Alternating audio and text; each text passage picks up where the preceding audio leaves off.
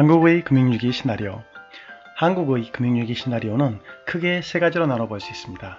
첫 번째, 신흥국의 금융위기가 발생하는 다음 한국의 금융위기가 찾아오는 시나리오. 두 번째로는 중국이 먼저 금융위기를 맞고 그 다음 한국의 금융위기가 찾아오는 시나리오. 세 번째로는 한국이 제일 먼저 금융위기를 맞는 시나리오입니다. 최악의 상황으로 필연적으로 금융위기를 호들갑을 떨었습니다.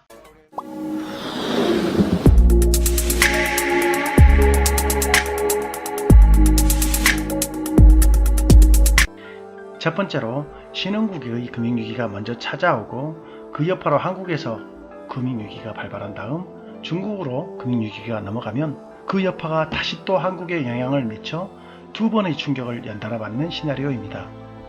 이 시나리오대로 금융위기가 발발한다면 한국은 두 번의 금융위기를 맞게 되는 셈이라 회복하는데도 2배 정도, 약 한 5, 6년에서 7, 8년 정도의 시간이 걸린다고 볼 수 있고, 그 발생 시기는 대략 2020년에서 22년 초반 사이에 발생하지 않을까 생각합니다. 그렇게 생각하는 근거로는 2018년 말까지 미국 중앙은행은 양적 긴축 정책의 일환으로 기준금리를 2.25에서 2.5%까지 인상하였는데, 미중 무역 전쟁의 여파로 2019년 금리 동결로 바뀌더니 급기야 7월 달에는 0.25% 금리 인하로 선회하면서 한국은행의 기준금리 인상 압박을 해소하여 주었고, 한국은행은 미국보다 2주 먼저 금리 인하를 발표했었습니다. 2019년 1분기까지 약 1540조의 부채라는, 가계부채라는 폭탄에 불을 붙일 금리 인상이라는 뇌관을 건드리지 않아도 되는 미 연준의 금리 인상 시기까지 여유의 시간을 갖게 된 겁니다. 여기서 잠깐, 미국의 기준금리 인상이 한국의 금융위기와 대체 뭔 상관이 있어라고 생각하시는 분들을 위해 미국 금리 인상이 국내 금융위기에 미치는 파장에 대해 알아보겠습니다. 일반적인 금융위기의 진행 과정이라고 봐도 무방할 겁니다. 미국 중앙은행이 금리를 인상하면 안전한 투자처를 찾아 이동하는 해외 자본 및 국내 자본들의 국외 유출을 막기 위해서 한국은행은 금리 인상을 할 수밖에 없게 됩니다. 미국 금리보다는 높아야 하니까요. 미국 금리가 현재 2.0에서 2.25%에서 2.75에서 3.0%까지 이르게 되면 한국의 기준금리는 현재 1.5%에서 최소 3.25에서 최대 4.5%까지 올라야 되고, 시중은행은 한국은행보다 0.5에서 1% 정도 금리가 더 높게 책정이 되니까 3.75에서 5.5%의 시중은행에 돈을 풀게 됩니다. 그러면 제1금융권은행은 기업이나 가계에 최소 4.25에서 6.25%의 금리를 적용하게 됩니다. 2에서 3%대의 주택담보대출을 받았던 가계는 최소 2배에서 최대 3배의 이자를 추가로 부담하게 됩니다. 이자가 2배에서 3배 정도 늘어나게 되면 상위 20% 이내 중상류 이상을 빼고는 어지간한 중산층 가계는 제2금융권으로 밀려나게 됩니다.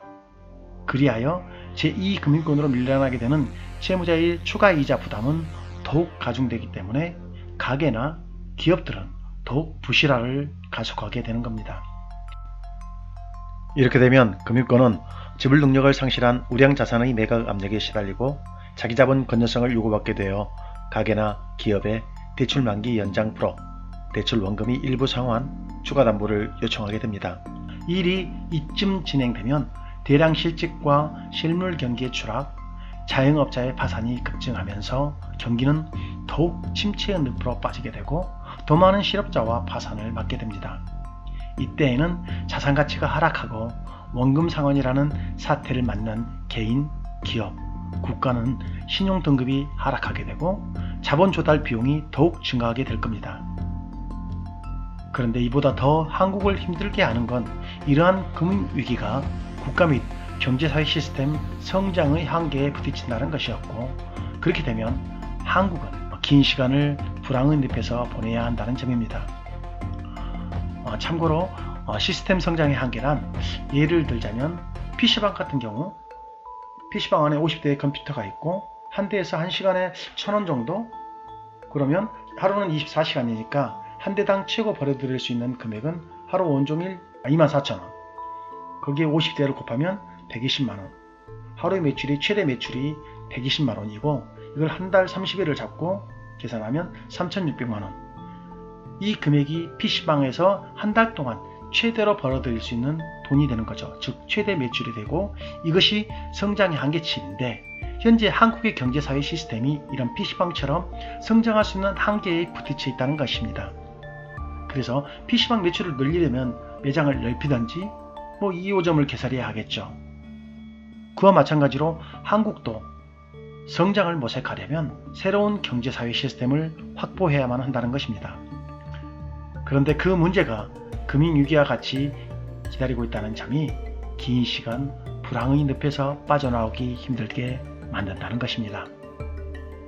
두 번째, 중국이 먼저 금융위기를 맞을 경우입니다. 미중 무역 전쟁의 여파로 얼마 전 미국은 중국을 환율 조작국으로 지정했습니다. 트럼프 미 대통령이 3,250억 달러의 10% 추가 관세를 언급하자 그날 당일 위안화 달러 환율 시장에 중국이 개입하여서 환율을 심리적 지지선으로 여기는 포치, 즉 1달러당 7위안을 넘도록 해버린 거죠. 이렇게 함으로써 미국의 추가 관세 인상에 보복하는 통화전쟁으로까지 확대하는 양상을 보여줬습니다. 미국은 당장 중국을 환율 조작국으로 지정해버렸죠. 이후 미 트럼프 행정부는 추가 관세 인상을 12월 15일까지 3개월 정도 보류하겠다며 잠시 소강 상태를 보이더니 중국의 750억 달러 보복 관세에 금리 인하를 주저하는 미 연준의 파월 의장에게까지 트럼프는 파월과 시 주석 중 누가 더 우리에게 큰 적인가라며 적으로 간주하는 트위터를 게시하며 최악의 상황으로 확대되는 양상을 보여주고 있습니다. 하지만 중국은 미국과의 무역전쟁 외에도 기업부채, 그림자금융, 부의 불평등 분배 심화, 저출산, 고령화, 생산인구 감소 등의 대내외적 요인으로 인해 필연적으로 금융위기를 거치게 되어 있습니다.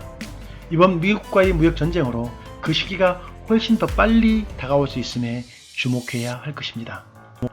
그리고 그 여파는 곧바로 한국을 금융위기에 빠뜨릴 것입니다. 다만 금리 인상에 따른 파장이 아닌 중국의 금융위기에 따른 실물경제의 경기 하락과 맞물려 깊은 V자형의 충격이 가해질 전망이고 앞에서 보여드린 금융위기의 전개와 거의 유사하게 진행될 것입니다. 다만 전개되는 시간이나 회복의 시간은 이 경우가 제일 짧다고 볼 수 있습니다. 2에서 3년 정도로 말입니다. 개인적인 바람이라면 이런 두 번째 경우로 한국의 금융위기가 발발해서 정부의 기민한 대처로 경기가 연착륙하기를 기대하고 있습니다. 세 번째로 한국의 금융위기가 먼저 발발하는 최악의 시나리오입니다. 첫 번째 시나리오와 비슷하게 진행되지만 중간에 미국 주식시장에 큰 폭의 재조정 기간이 찾아온다는 점이 첫 번째 시나리오와는 차이가 있고 그 시기와 맞물려 중국의 금융위기가 시작되면 한국 경제는 가장 큰 충격을 받게 됩니다. 충격의 형태도 침체가 오랫동안 지속되는 깊은 L자형이 될 가능성이 짙습니다. 약 20여 년 동안 말이죠. 이러한 전개는 2020년 후반에서 2022년 초반 사이에 한국으로부터 일어날 가능성이 높다고 여겨집니다. 최근 미국 국채 10년물과 2년물의 장단기 금리 역전 현상이 발생하자 많은 언론에서 시장에 커다란 위기가 온 것처럼 호들갑을 떨었습니다. 지난 영상에서도 이야기했듯이 이제 경제위기라는 시한폭탄의 버튼을 눌렀다고 보면 되는 겁니다. 7월 미 연준의 금리 인하는 경제 상황이 나빠져서 내린 결정이 아니라 미중 무역 갈등으로 경제 상황이 악화될까 염려되어서 보험적 성격으로 한 금리 인하였다고 밝혔습니다. 즉, 미 연준은 아직 금리 인하를 하기에는 시기상조라고 여긴다는 것입니다. 트럼프 미 대통령이 워낙 쪼아대니까 어쩔 수 없이 한 금리 인하였습니다.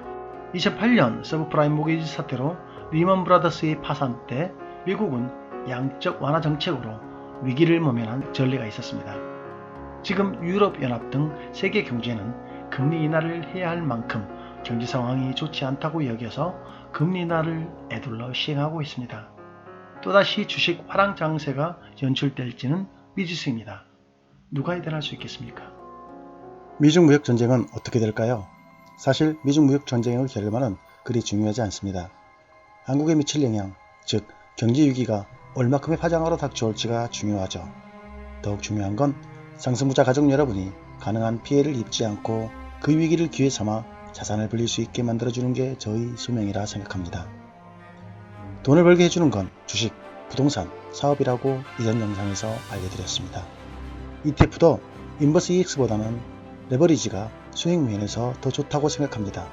그래서 상승장에서 수익을 챙겨야 더 많이 챙길 수 있다는 게 저희 지론입니다. 하락장에서는 유일하게 인버스 상품만이 있는데 대주거래가 있긴 하지만 개인 투자자가 쉽게 할 수 있는 게 아닙니다. 지수에는 인버스 상품만 있고 2배 수익을 주는 EX 상품은 지수 인버스 EX가 아닌 코스피 200 선물 인버스 EX 상품만을 파는 이유나 괴리율과 추적오차 등은 증권회사의 수익을 위해 만들어진 핑계이지 않나 하는 의구심이 듭니다.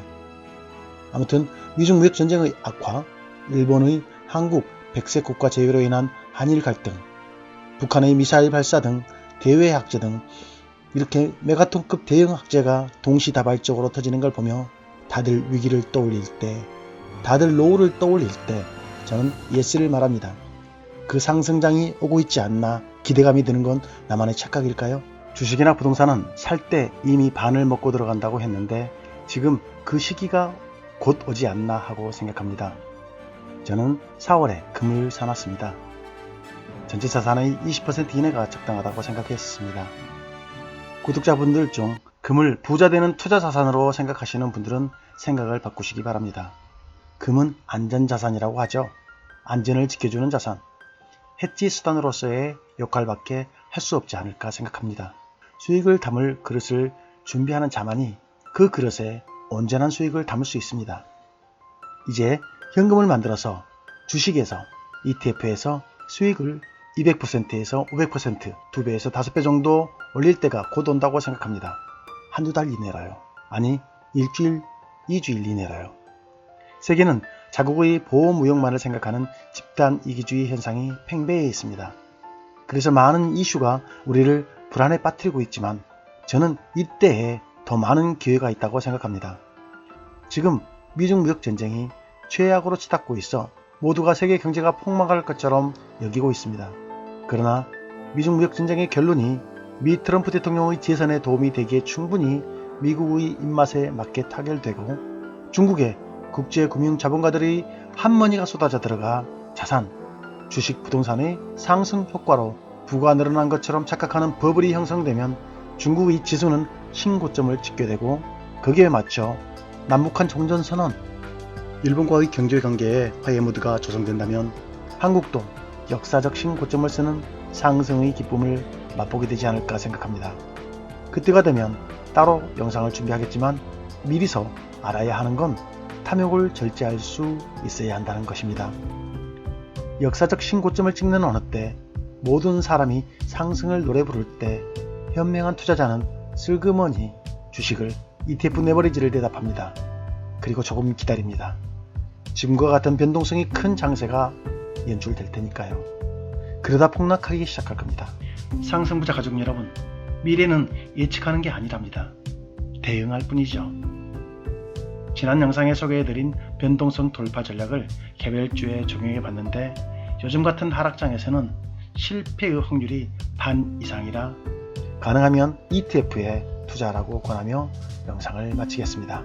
이 내용이 도움이 되셨다면 좋아요 버튼을, 제 채널을 계속 지켜보실 분들은 구독 버튼을 눌러주십시오.